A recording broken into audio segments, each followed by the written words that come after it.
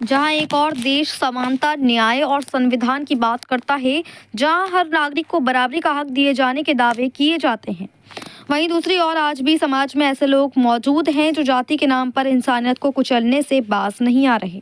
ऐसा ही एक दिल दहला देने वाला मामला सामने आया है उत्तर प्रदेश के जनपद मुरादाबाद थाना छजलेट क्षेत्र से, जहां दलित होने के कारण एक महिला को न सिर्फ निशाना बनाया गया बल्कि उसके साथ मारपीट, छेड़छाड़ और जान से मारने की धमकी दी गई। दरअसल थाना छजलेट क्षेत्र की निवासी महिला जब अपने घर में अकेली मौजूद थी, तभी गांव के ही भूपेंद्र चौधरी, रंजीत, अविनाश और संजू चाकू और सरिया लेकर जबरन महिला के घर में घुस आए। आरोप है कि घर में घुसते ही भूपेंद्र चौधरी ने महिला को दबोच लिया, जबकि अविनाश ने उसके हाथ पकड़ लिए और दोनों आरोपी महिला के साथ अश्लील हरकतें करने लगे, उसके नाजुक अंगों को छूने लगे। इतना ही नहीं, मौके पर मौजूद रंजीत और संजू भूपेंद्र और अविनाश को उकसाते हुए कहते रहे, आज इसे छोड़ना मत, मौका अच्छा है। कहा कि तुम नीच जाति के लोग हो, हम तुम्हें यहाँ नहीं रहने देंगे। जब पीड़िता ने खुद को बचाने के लिए शोर मचाया तो पड़ोस में रहने वाले प्रदीप, रवि और रवि का मित्र अर्जुन मदद के लिए घर में पहुंचे, लेकिन आरोप है कि पीड़िता को बचाने की कोशिश करना उन्हीं को भारी पड़ गया। आरोपियों ने जाति सूचक शब्दों का इस्तेमाल करते हुए बुरी तरह अपमानित किया, गालियां दी और फिर प्रदीप और अर्जुन को लातों घूसों, चाकू और सरियों से बुरी तरह पीट कर घायल कर दिया। यही नहीं, आरोपी महिला को जबरन उठाकर ले जाने की कोशिश करने लगे, लेकिन तभी गांव के कुछ लोग मौके पर पहुंच गए, जिसके बाद आरोपी जान से मारने की धमकी देते हुए मौके से फरार हो गए। प्रार्थनी का कहना है कि उक्त लोग दबंग व बदमाश किस्म के लोग हैं और अपनी दबंगई दिखाते हैं।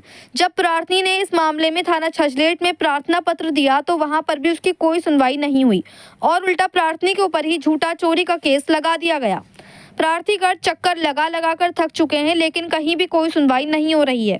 प्रार्थी का कहना है कि उक्त लोग जाति की वजह से हमें गांव में नहीं रहने दे रहे हैं और कहते हैं कि तुम नीच जाति के हो, हम तुम्हें यहाँ नहीं रहने देंगे, जिससे प्रार्थी परिवार इधर उधर भटकने को मजबूर है और आरोपियों के डर की वजह से अपने घर में भी नहीं रह रहे हैं। इस पूरी घटना के बाद पीड़िता और उसका पूरा परिवार डर और दहशत के साए में जीने को मजबूर हैं। परिवार का कहना है कि उन्हें लगातार आरोपियों से जान का खतरा बना हुआ है। अब सवाल यह है कि क्या दलित होने की सजा आज भी इस तरह दी जाएगी? क्या महिलाओं की सुरक्षा सिर्फ कागजों तक सीमित रह गई है और क्या कानून ऐसे आरोपियों पर सख्त कार्रवाई करेगा या फिर पीड़ित परिवार को न्याय के लिए और संघर्ष करना पड़ेगा? मुरादाबाद से परवेज अंसारी की रिपोर्ट।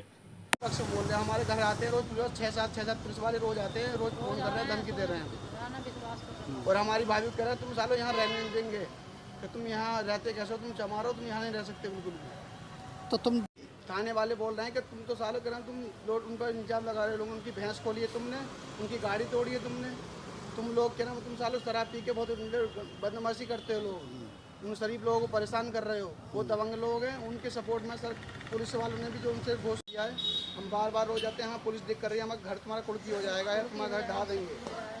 और हम लगातार रोज आ रहे हैं, यहाँ पे आते हैं रोज, तो हमारी कोई सुनवाई नहीं हो रही है। अभी तक हमारी FIR तक नहीं लिखी गई है। उन्होंने उल्टा खुद हम पे मुकदमा कर दिया है लोगों ने। तो इन्होंने फिर इन तीनों लोगों को बहुत मारा। प्रदीप को इतना मारा कि ये बेहोश हो गए, इसको लोग नंगा ठाके घर को पहुँचाते थे।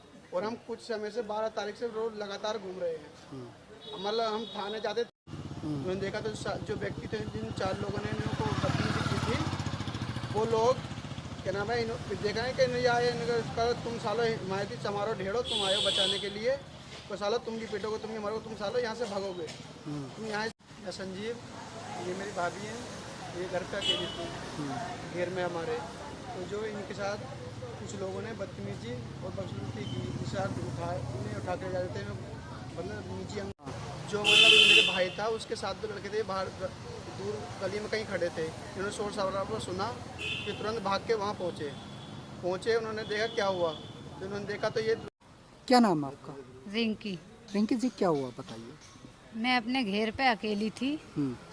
भूपिंदर, रणजीत, अविनाश, संजू, ये 4 लोगों ने मेरे साथ बदतमीजी की, मेरे कपड़े फाड़े और मुझे नीचे गिरा लिया, मुझे मेरे अंग को छुआ, छेड़छाड़ भी की इन लोगों ने। जैसे कि मैंने शोर शराबा किया तो रवि और प्रदीप और अर्जुन, ये तीनों लोग मुझे बचाने के लिए आए, फिर इन पे मारपीट शुरू कर दी। मैं छुट के भाजी तो मुझे मुश्किलों में जाने दिया।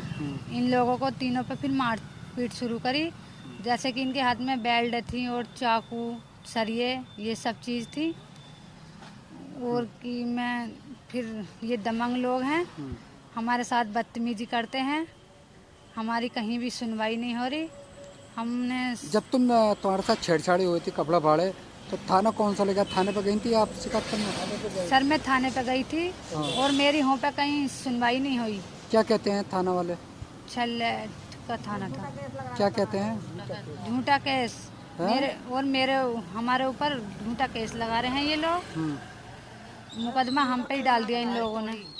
इन लोगों ने भैंस की चोरी लगाई और गाड़ी तोड़ने की चोरी लगाई। ठीक है, ना कि हमने नहीं गाड़ी तोड़ी इनकी और नहीं हम इनकी भैंस की चोरी की। ठीक। क्या नाम है आपका? प्रदीप। प्रदीप जी, क्या है पूरा मामला बताइए। मैं घर पे था, भाभी हमारी घेर में आई थी, हम्म, तो ये घर पे गई थी। तो उसके बाद ये भूपेंद्र, संजू, अविनाश, रणजीत, इन्होंने शोर वोर काटा। ये बदतमीजी कर रहे थे, हमारी भाभी को ठाके ले जा रहे थे। तो इन्हें गिराया फिराया भी। जैसे मेरे साथ 2 लड़के और थे, रवि और अर्जुन। तो हम जैसे भजे तो इनको छोड़ दिया, तो ये निकल आई। उसके बाद उन्होंने मुझे और अर्जुन को खूब मारा, रवि को चाकू तलवारें, इनके पास बेल्टे सरिये, इन हथियारों से मारा था हमें सहरा सर। और हमारी कहीं भी सुनवाई नहीं हुई। हम 12 तारीख से लगातार भाग रहे हैं, हम हर जगह घूम रहे हैं, हमारी कहीं से सुनवाई नहीं हो रही। अच्छा, मेरा एक सवाल ये है, ये तुम्हारी कौन है? ये भाभी है मेरी। कैसे इनका कहना गया है इनके साथ कपड़ा वपड़ा फाड़े हैं, ये क्या है? बताओ जरा मुझे। ये घेर में अकेली गई थी। हाँ। बच्चों, हमने उनके पास में जगह ली है, हाँ। उनके परिवार की, तो उसमें हमें रहने नहीं दे रही है ये लोग।